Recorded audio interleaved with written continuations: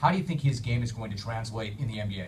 I think he'll be great because talking about a guy that's almost 6'8", 225 pounds. He's quick as a cat. He's strong. He's physical. He can play inside. He can play outside. 19 years old. He's about to turn 20 here in probably a month or so. But is a gifted talent. Very intelligent basketball player. He understands what he wants to do on the floor. He's a coachable guy. And I just think he's a guy, the way the NBA game is played, he can play 4 different positions. He can do a lot of things. And I think with Brad Stevens and their program and their staff, I think he'll be a great player for a long time. Cal head basketball coach Cuonzo Martin joining us here in the Levi's Lounge. You also had Tyrone Wallace. He was taken 60th overall. You've been through the draft as a player, so you know what it's like. Now that you're a coach, what's it like to see a pair of your guys realize their dreams on draft night? Well, it's a great feeling because the reality of it is that Cal Berkeley is the #1 public institution in the world. It's a great university. But for most guys coming in, they understand that the importance of getting a degree at some point or whatever that is, whether it's 2 years, 4 years, 10 years. But you owe it to those guys to put them in position to be successful on the basketball floor. And those guys want to be pros. Now, you know as a coach, guys that have that opportunity. Jaylen Brown, that part was understood. Ivan Rabb, that's understood. Tyrone Wallace, a guy that really worked on his game, really improved his game. Went from being a small forward to a point. That's a hard thing to do, and I think he'll be great with the Jazz. But for me, it's a great feeling, more so as a father than a coach, to see those guys reach their dreams and understanding you're dealing with some of the best guys, though, not just good players, great students. I mean, Jaylen Brown is a freshman, got a 3.2, took 2 grad level courses as a true freshman. Tyrone Wallace graduated with 3.2 GPA. So you're talking about guys that understand the importance of being a successful student athlete and what it means to be a good person as well. You mentioned Rabb. He had a huge year as a freshman. He could have entered the draft. There was a good chance he might have been a top 10 pick. So what kind of conversations did you have with him, and ultimately what did it mean to the program to get him back? You know, the thing about the conversations with guys leaving school earlier, what I do is I give the information to those guys about the NBA, who to call. That is the first thing. Now, those guys will sit down with me 2 or 3 weeks later and say, Coach, this is what I plan on doing. Because the thing I talk about everyday stuff. I don't sit there at the last minute and say, okay, you need to stay because of these reasons, you need to leave because of this. We've built a relationship, so everything is understood. I want those guys to reach their dreams. In Ivan Rabb's case, Ivan Rabb could have possibly been the 3rd pick. It could have been, as low as 11. Ivan Rabb understood what he was trying to do as a basketball player. He wanted to get strength. He wanted to improve his perimeter shot. He wanted to do some other things, but he also liked the college experience. Rarely will you find a guy like Ivan Rabb anywhere. He's an exceptional young man from the standpoint of what he wants, and he's sound in making decisions. He's not a weak-minded guy. He's a guy that you would love to be around. He's a passionate guy. He's a guy I would love to play with, a guy I would love to hang with off the court. But one of the few guys you'll meet in your life that you say, man, this guy's a powerful guy. Yeah, you make the point that, look, it seems to me if you go to school and you stay in school or you decide to come back to school, it's never a bad decision. It cannot be a bad decision to go back for another year. But I could also make the argument that if you would have gone 3rd or 10th or 11th, my man's holding on to a lottery ticket. And you don't want somebody to come by and snatch that lottery ticket out of your hand. You want to cash that thing. Is there any argument to be made? If you've got that ticket in your hand, you've got to cash it no matter what. Oh, without a doubt. And I want what's best for him. So my thing is going to draft. After that, he makes the decision based on what's best for him as a basketball player. Because for me, I'll be okay. And I say to the guys all the time, don't worry about me, because when they bury me, there'll only be one body in that casket. So don't worry about me, I'm fine. And for him, it's being successful, doing what he needs to do in life. And he felt like that was the best decision for him. Cal basketball coach Cuonzo Martin joining me in studio. We are at the Levi's Lounge in San Francisco. You mentioned that you talk to these guys every day about everything. What you have in your program is something you call real talk sessions. What are those sessions like, and what do you talk about then? Well, those sessions, it's almost like growing up in East St. Louis. East St. Louis 101. If anybody ever been to East St. Louis, Illinois, it's a great city. You need to visit there. But just a lot of things we talk about, tough times, hard times, single parent homes, dealing with drugs, dealing with alcohol, somebody in your family been in prison, anything you can think of, we talk about it, and we don't hold back. And I think what it is sound information, it's something to talk about. It's not floating around there in the locker room, we'll grab and we'll talk about it. Whatever it is, our first session was yesterday. I didn't make it, and I try to stay out of there. Because what happens is you want those guys to say whatever they want to say. Now, one of our other coaches will be there, at least one, and a couple other guys, staff members. I go in there every now and then, but I'm sitting in just like one of the guys. But it's hard for players because, oh, that's coach. Coach walked in the room. But they'll say what they want to say, and I have to respect the room from the standpoint. I'm just one of the guys. Anything you can think of, we talk about it. Let me ask you this. What if, for instance, you were there yesterday and the conversation came up about LeBron and other NBA players speaking out earlier this summer and about Colin Kaepernick now? What's that conversation sound like? Well, if you follow some of our guys on social media over the course of a year's time, some guys have spoke out on different things. My thing is you have to allow a young man to become a man. I think if you put a stronghold on everything a guy says, then he can't breathe, then he doesn't become a man. So my thing is developing guys, helping them understand what it means to be a man. Here's the consequences behind what you say. Are you ready to deal with it? And if they are, then I'll stand strong with them.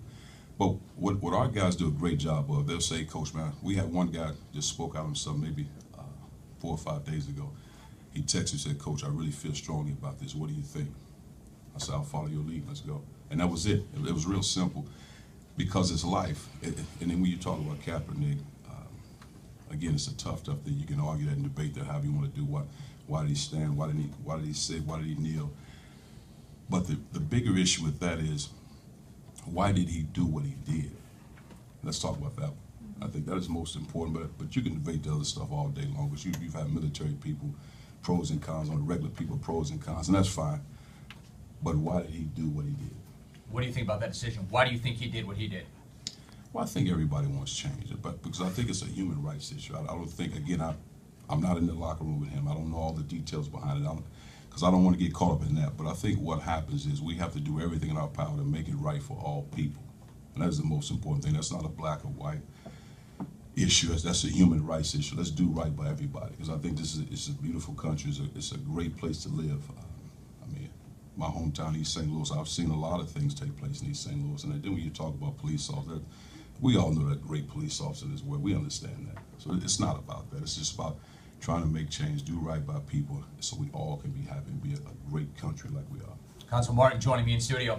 You had a strong season last year. You went undefeated at home. You ended up with that 4th seed in the NCAA tournament. The tourney did not go exactly the way you had hoped with that loss to Hawaii. So what kind of thoughts do you have when you look back on last season? Well, the one thing about it, you try to stay away from making excuses, because that doesn't help anybody. But when you go into a game against Hawaii, which is a very talented team, they did a great job playing well. When your starting point guard, Tyrone Wallace, is out, and Jabari Bird, your starting 2 guard, is out. And then you have some things going on around your team that, With an assistant coach? Yeah, it made it tough, but not to make any excuses, because, again, Hawaii was a tough team anyway.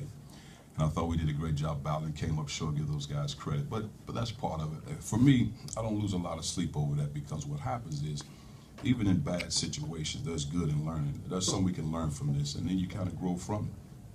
So what's the learning message or the learning that comes of something like that? I mean, you had so much momentum. That was the year.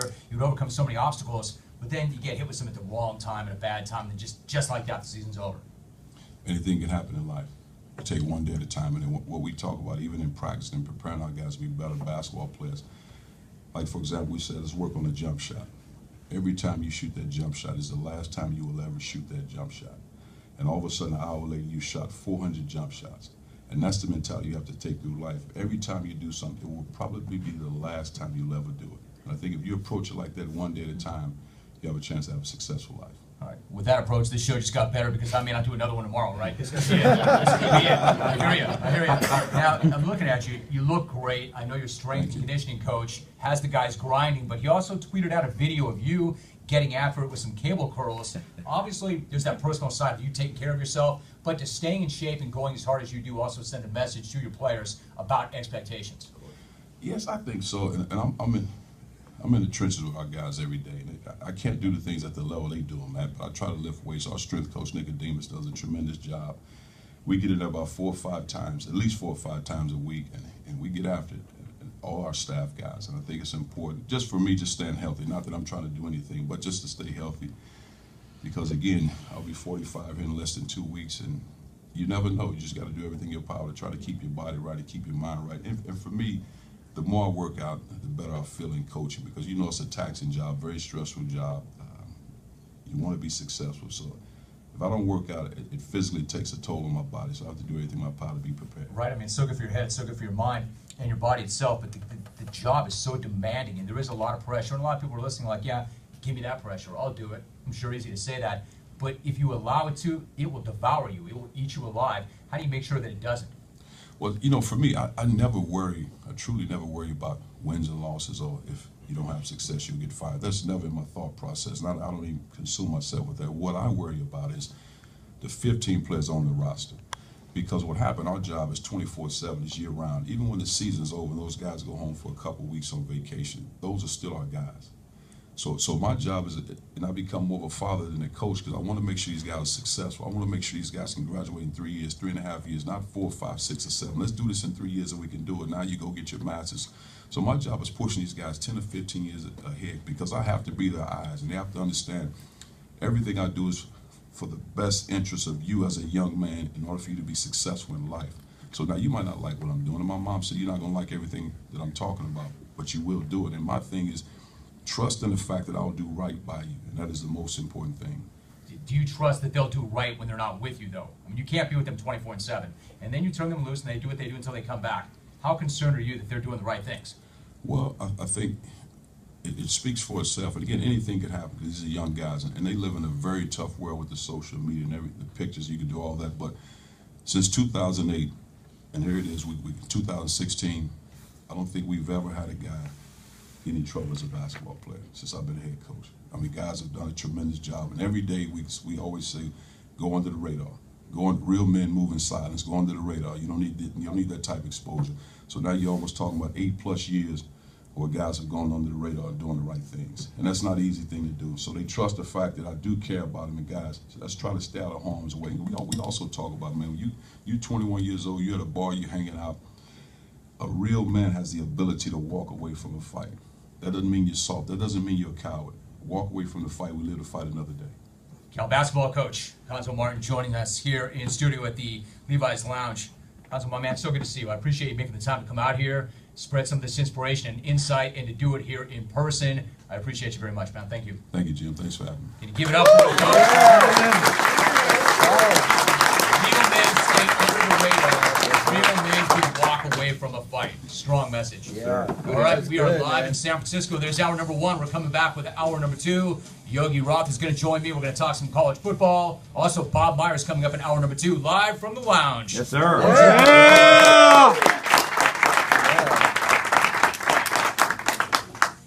Strong interview. Yeah, I'm a Cal basketball fan now. Strong. Right? Give it up for the coach. Yes, for coming sir. out. Yeah, cool.